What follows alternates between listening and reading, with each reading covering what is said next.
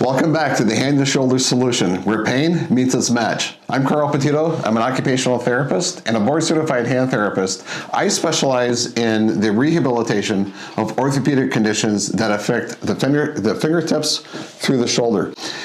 Today I want to talk about something that's quite interesting and a little bit mysterious. I have a lot of patients that come in after they've had a finger fracture or a fracture within their hand, and a pin is holding the fracture together so it will heal optimally in excellent alignment.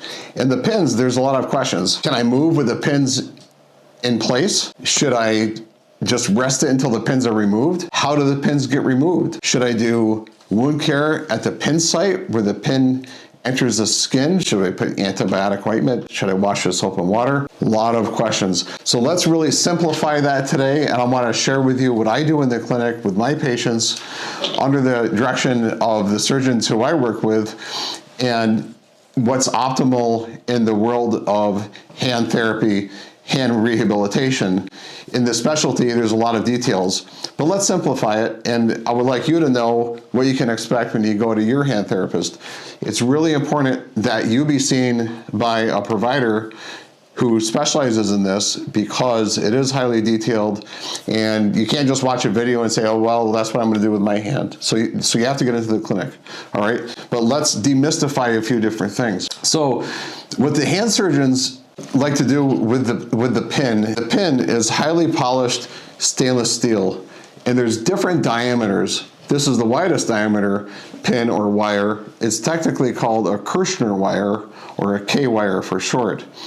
And it's designed to be pushed into the bones to stabilize the fracture site, or the site where the bone is broken, so it will heal in excellent alignment. The surgeon places this into a gun that looks like a drill. It spins it, and there's a very sharp point, and there's bevels so that it will spin into the bone.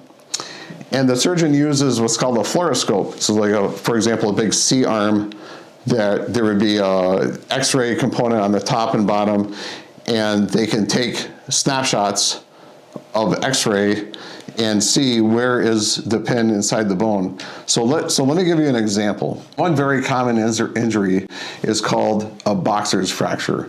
So the boxer's fracture, ideally anybody should punch with the first two knuckles, because those bones are primarily aligned well with the end of the radius on the thumb side. This is the thumb side. Over here, there's quite a space, and it's not as stable. So these bones on the small finger side of the hand commonly fracture, the small finger and the ring finger, and that's nicknamed boxer's fracture. So for example, if there is a fracture line, for example, on the small finger that might be oblique, might be at an angle, the surgeon would take one pin and drive it through the side of this bone on the small finger side of the hand into the next bone for stability, and then take another pin and drive it through, ideally through let's say the line, for example, is, the fracture line is oblique like this at an angle. They would get perpendicular to the fracture line and drive it into the other bone, neighboring bone, for stability. And then that gets trimmed off, so it might be sticking out like this. Let me show you on my hand. So it might be sticking out maybe, an inch or half an inch, and then that would be trimmed off. And a ball called a Jurgen ball would be placed on the tip so that it wouldn't, if you bump someone else or yourself, it wouldn't poke anyone's eye out or cause any other damage. And that's just held in place with a Allen screw. So if you see someone else's hand, or even your hand, where a pin might be sticking out and there's a ball at the end, that's what that is. So how does it come out? It comes out very, very easily. Sometimes these even fall out as healing takes place. But when the surgeon pulls this out at a follow-up visit after the x-rays show excellent healing and you don't need the pin to stabilize it any longer, they take off the ball and just grasp onto this with pliers and just slip it right out. It's not very uncomfortable. Some patients say, oh, they just felt a little bit of a burn. A lot of patients don't feel anything because it's highly polished stainless steel and it doesn't really grasp the bone real hard, as there's not a lot of friction. Now, where the pin enters the skin, that technically could be an access point for bacteria to travel through into the hole that is pierced into the skin. So I started seeing patients with this about 4 days post-operative, especially for a finger, because the fingers are very, very unforgiving and they stiffen up very rapidly. So let's talk about a finger fracture. So let's look at the long finger, the middle finger, and let's say there's a fracture totally transverse. Something fell, or they punched something or hit something with their hand, and there's a fracture across. Well, the surgeon might place a pin down through that bone, and then the pin might be sticking out back here. And oftentimes a surgeon has to perhaps enter back here in the hand and drive that pin through the shaft of that bone, and the pin might be sticking out way back here. So what I do in the office, of course, I look at the x-ray on the computer, and I look at the x-ray and see exactly where that pin is, and I read the surgeon's operative report, say what joints are immobilized, if any, what joints are free. So I'm going to verify that this big knuckle is free. The pin is not traveling through the joint. It's only going through this first bone of the middle finger. So on post-operative day 4 or 5, I'm manually stabilizing that first bone that's fractured, and I'm starting range of motion and actually teaching the patient how to do it at home, how to start bending the big knuckle, for example, and then bending the middle knuckle while self-stabilizing that. Now, what I do for patients is I take a video of them doing the exercises on their telephone, so they have a video of exactly how to do it. And that's for patients who can, easily, very well follow the instructions. And all of the home program exercises, the way I practice is there's not a lot of exercises to do. We get them consolidated into just a few, very targeted, and exercises that work multiple things at once, so there's not a long list of things to do.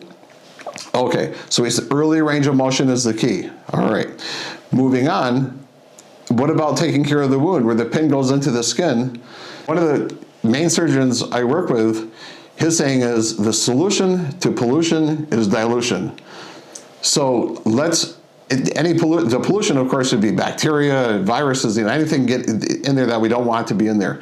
Wash normally with soap and water. I have my patients wash normally with soap and water. Very gentle, controlled, in the sink, soap and water, rinse it off real well, pat it dry. Then after it's dry, we add antibiotic ointment. They can just use a cotton swab or something and add a nice liberal amount of antibiotic ointment around the base of the pin.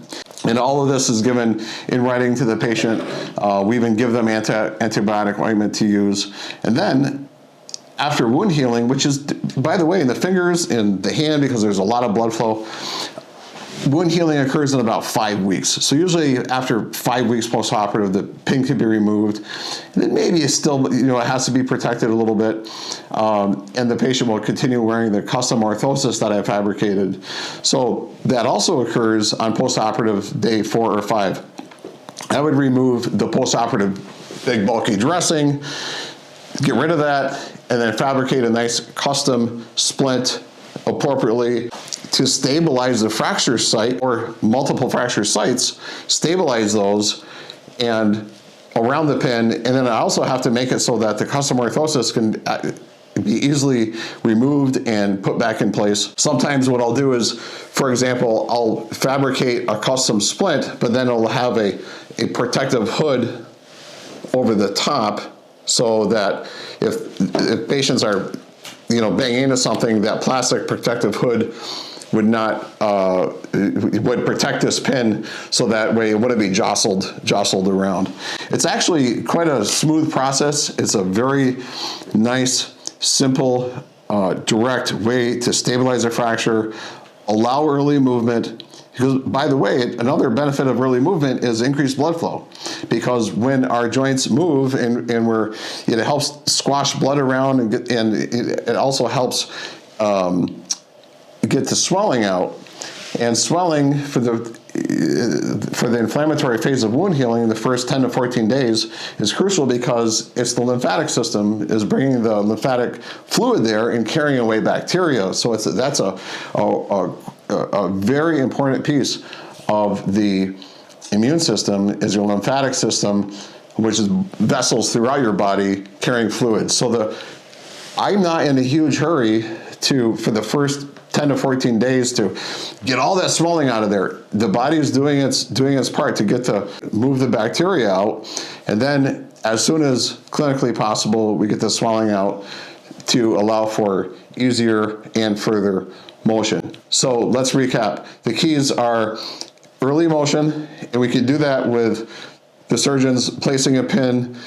I'm seeing patients 4 to 5 days post-operative, removing the post-operative dressing, putting a protective splint that patients can remove for performance of their home program, remove for washing, normally with soap and water, applying antibiotic ointment around the base of the pin.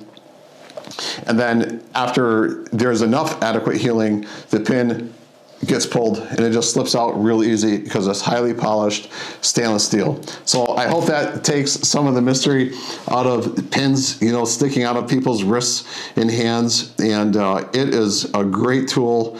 And with the hand therapist, working closely with the hand surgeon, it's a great partnership. Well, thank you for watching. Thank you for subscribing to the Hand to Shoulder Solution. And thank you for sharing this with people who you feel would benefit from this as well. The Hand to Shoulder Solution, we are the solution to your pain. Thank you.